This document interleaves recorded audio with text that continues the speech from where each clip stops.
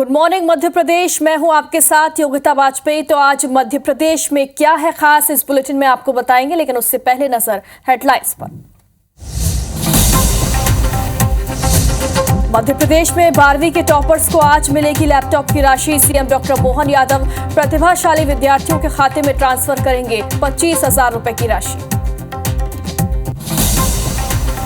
सौरभ शर्मा और उससे सहयोगियों से आयकर विभाग करेगी पूछताछ। लोकायुक्त कोर्ट में आवेदन लगाकर मांगेगी 20 दिन की पूछताछ के लिए रिमांड। भोपाल में दुल्हन के अपहरण केस में खुलासा। दुल्हन ने वीडियो जारी कर कहा, प्रेमी को खुद फोन करके बुलाया। घर वालों ने प्रेमी से शादी के लिए किया था इनकार। रायसेन में बस और वैन में हुई टक्कर, हादसे में 2 लोगों की मौत, 2 घायल। सागर भोपाल मार्ग के अमरावत के पास हुआ हादसा।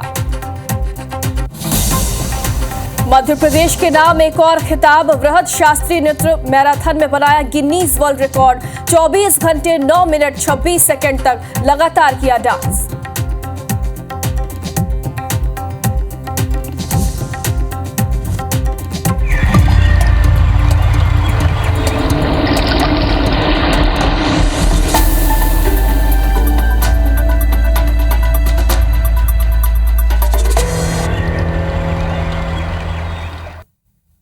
शुरुआत करते हैं भिंड से बड़ी खबर के साथ। यहां पर 2 बदमाशों का शॉट एनकाउंटर हुआ है। टोल प्लाजा पर फायरिंग करने वाले बदमाशों का शॉट एनकाउंटर हुआ। आरोपियों को पकड़ने गई पुलिस के साथ मुठभेड़ हुई।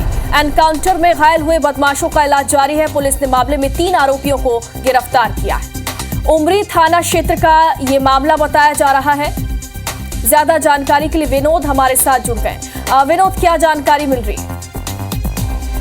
आपको बता दूं कि 16 फरवरी 2025 को दरमियानी रात को बदमाश आते हैं और टोल कर्मचारियों के साथ में मारपीट करते हैं और एक टोल कर्मचारी को पैर में गोली देते हैं और जवाबी बराबर फायरिंग करते रहते हैं। वो घटना करने के बाद आरोपी फरार हो जाते हैं। उसी समय से पुलिस सक्रिय हो गई थी। आज जो है दरमियानी रात को I-10 गाड़ी से तीनों बदमाश जा रहे थे। पुलिस भी पीछे उनके लगी हुई थी। जैसे ही उनको पुलिस को पता लगा कि ये पुलिस हमारे पीछे लगी हुई है, तो उन्होंने पुलिस पर गोली चलाना शुरू कर दी। जवाबी फायरिंग में पुलिस ने भी गोलियां चलाई। जो भोला गुर्जर और अनुर राजावत जो आरोपी था, उनके पैर में लगी है और एक उसमें गजेंद्र भदौरिया था जो उसको हिरासत में लिया गया। आरोपियों के कब्जे से अवैध हथियार 315 बोर के जो कट्टे हैं वो भी जब्त किए गए हैं। फिलहाल आरोपियों का इलाज जिला चिकित्सालय भिंड में चल रहा है।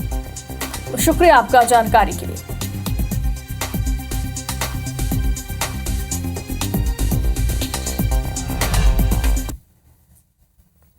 और अब भोपाल से एक बड़ा अपडेट है। सौरभ शर्मा केस से जुड़ा यह अपडेट है। आयकर विभाग ने लोकायुक्त कोर्ट में आवेदन लगाया है। 20 दिन पूछताछ के लिए इजाजत मांगी है। सौरभ शर्मा और उसके सहयोगियों से पूछताछ की इजाजत मांगी गई है। आयकर विभाग ने सौरभ शर्मा की रिमांड मांगी है। 20 दिन के लिए पूछताछ के लिए ये रिमांड मांगी गई है। आवेदन लगाया है लोकायुक्त कोर्ट में आईटी विभाग ने और 20 दिन की पूछताछ के लिए इजाजत मांगी है। सौरभ शर्मा और उसके सहयोगियों से लगातार पूछताछ हो रही है, लेकिन अब आयकर विभाग ने 20 दिन की पूछताछ के लिए इजाजत मांगी है। तो लगातार इस मामले में खुलासे हो रहे हैं। सौरभ, चेतन और उसके सहयोगियों से लगातार पूछताछ भी हो रही है। इससे पहले लोकायुक्त ने सौरभ शर्मा को, चेतन को और शरद जायसवाल को रिमांड पर लिया था, उनसे पूछताछ की थी और उसके बाद ईडी ने लगातार पूछताछ की है। कोर्ट में पेशी हुई थी, रिमांड भी बढ़ा दी गई थी। 14 दिन की रिमांड बढ़ाई गई थी और अब आईटी जो है वो सौरभ शर्मा की रिमांड मांग रही है। 20 दिन की पूछताछ के लिए अनुमति मांगी गई है। ज्यादा जानकारी के लिए हमारी सहयोगी हरप्रीत कौर रीन हमारे साथ लाइव जुड़ गई हैं। हरप्रीत, और क्या अपडेट मिल रहा है?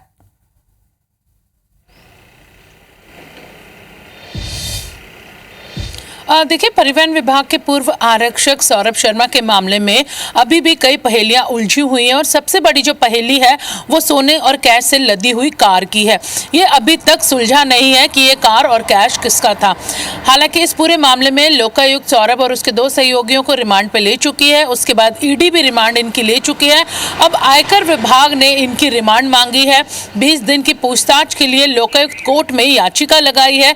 आवेदन जो आयकर विभाग ने दिया है उसमें उन्होंने ये कहा है कि पूछताछ करना सौरभ और उसके सहयोगियों से इसलिए जरूरी है क्योंकि जो कार मैंडोरी में 52 किलो गोल्ड और करीबन 10 करोड़ कैश के साथ मिली थी उसे आईटी विभाग ने ही पकड़ा था और आईटी विभाग यानी आयकर विभाग की कार्रवाई में सौरभ के घर और दफ्तर से एक डायरी मिली थी जिसमें कई बड़े पूर्व जो विभाग अधिकारी हैं, परिवहन विभाग के पूर्व अधिकारी, उनके नाम और नेताओं के नाम है। तो इन दो बड़े मामलों में सौरभ से और उसके सहयोगी चेतन और शरद जायसवाल से पूछताछ होनी है। इसके लिए लोकायुक्त कोर्ट में आयकर विभाग ने याचिका लगाई है और उस याचिका पर आज सुनवाई होगी। जी बिल्कुल देखना होगा कि 20 दिन की पूछताछ के लिए अनुमति मिलती है या नहीं। फिलहाल शुक्रिया तमाम जानकारी के लिए। और अब नीमच का रुख करते हैं। यहाँ पर एक महिला ने हाई वोल्टेज ड्रामा किया। महिला ने नगर पालिका के बाहर 1 घंटे तक हंगामा किया। महत्वपूर्ण फाइलें इस दौरान उसने फेंक दी। नगर पालिका के बाहर सड़क पर बैठ गई, इस वजह से वहां पर जाम भी लग गया। महिला पहले भी कैंट थाने के सामने हंगामा कर चुकी है। थाने के सामने उसने 500 रुपए के नोट भी उड़ाए थे। एक बार फिर से ये महिला नगर पालिका के बाहर पहुंची और यहाँ पर देखिए हंगामा करते हुए नजर आई। हालांकि वजह क्या है ये तो जानकारी अब तक हाथ नहीं लग पाई है, लेकिन देखिए पुलिसकर्मी जो है उसे समझाने की कोशिशें कर रहे हैं। नाली दे रहे थे 40 साल से पुरानी, मच्छर मक्खी सब हो रहे।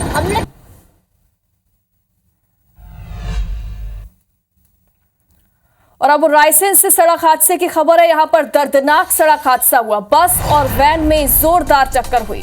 हादसे में 2 लोगों की जान चली गई है। 2 लोग गंभीर रूप से घायल बताए जा रहे हैं, जिन्हें भोपाल रेफर कर दिया गया। सागर भोपाल मार्ग पर यह हादसा हुआ है, जहां पर बस और वैन में टक्कर हुई है। 2 लोगों की मौके पर ही मौत हो गई, जबकि 2 लोग गंभीर रूप से घायल बताए जा रहे हैं, जिन्हें अब भोपाल रेफर किया गया।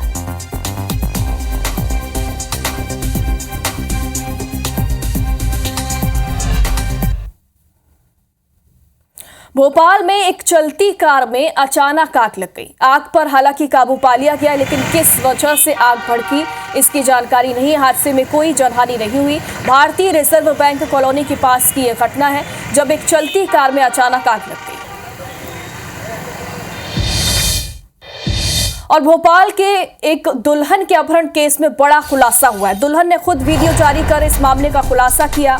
प्रेमी को खुद फोन करके उसने भोपाल बुलाया था, ये बात उसने वीडियो में कही। अपने प्रेमी के साथ जाने की बात उसने कबूल की। अपनी मर्जी से वो अपने प्रेमी के साथ गई थी। घर वालों ने प्रेमी से शादी करने से इनकार कर दिया था। शादी के दौरान मिले गहने वापस करने की बात भी उसने कही है। तो कल ये केस सामने आया था, जहां पर यह जानकारी सामने आई थी कि भोपाल में एक दुल्हन का किडनैप हो गया, लेकिन जब पूछताछ की गई, जांच पड़ताल की गई, तो पता चला कि जो दुल्हन है वो खुद अपने प्रेमी के साथ फरार हो गई थी। और अब इस लड़की ने खुद वीडियो बनाया है, इसे जारी किया और खुद बताया है कि वो अपनी मर्जी से अपने प्रेमी के साथ भागी थी।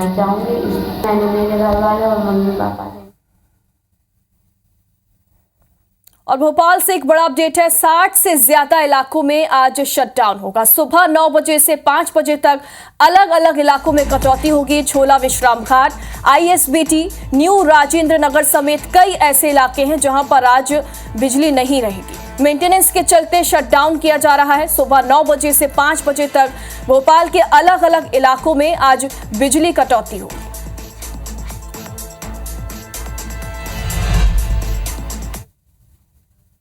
और अब खबर इंदौर से है। केंद्रीय जेल में गुरुवार को पहली बार जेल प्रशासन की पहल पर महाकुंभ के गंगा जल से बंदियों को स्नान कराया गया।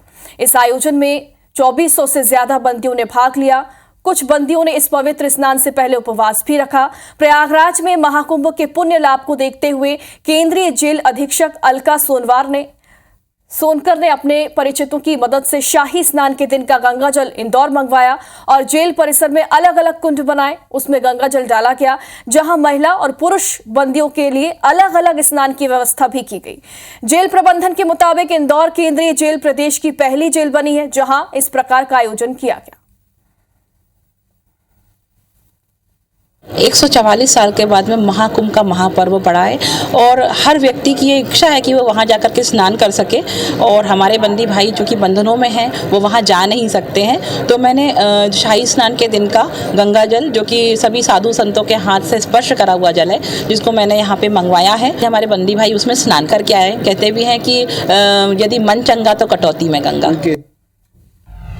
भोपाल में ग्लोबल इन्वेस्टर समिट के कार्यक्रमों की शुरुआत हो गई है। इसके तहत रंगारंग आयोजन भी किया गया, जिसमें इंदौर के पथक बैंड ने अपनी जबरदस्त प्रस्तुति दी। ये बैंड 6 बार अपने record Guinness book of world record में दर्ज भी करवा चुका है। मौके का जायजा लिया हमारी संवाददाता निहारिका शर्मा ने।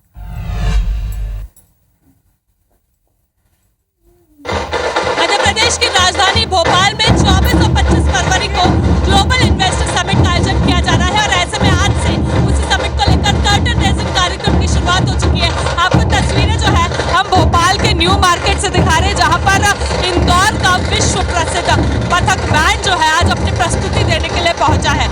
ये जो बैंड है ये पूरे विश्व भर में 6 बार कीर्तिमान रच चुका है। ये जो कार्यक्रम है ये काफी दिनों से यहाँ पर प्लान किया जा रहा था और उसके बाद आज आप लोगों को ये जमीनी तौर पर होते हुए नजर आ रहा है। आप देखिए इनकी एनर्जी को देखिए, किस तरह से छोटे छोटे बच्चे जो है वो मिलकर पथक बैंड के यहाँ पर अपनी प्रस्तुति जो है वो दे रहे हैं। ये ना केवल यहाँ पर पहुंचा बल्कि पूरे देश भर के अलग अलग जगहों पर अपनी प्रस्तुति दे चुका है।